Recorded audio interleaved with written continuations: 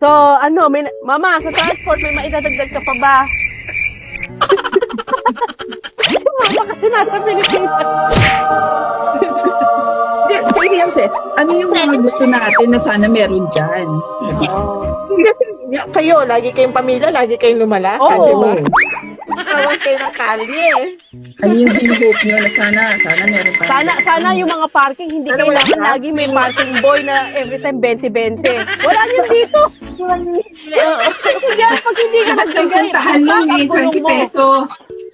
Sinami pa ka kasi pagbigay sa mga parking boy.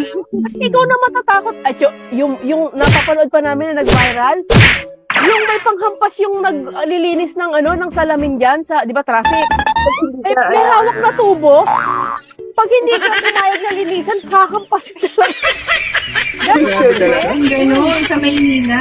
Oo. Violent. Malinis pa yung windshield mo, galing ka ng car wash, wala kang ang dumi-dumi ng tempo.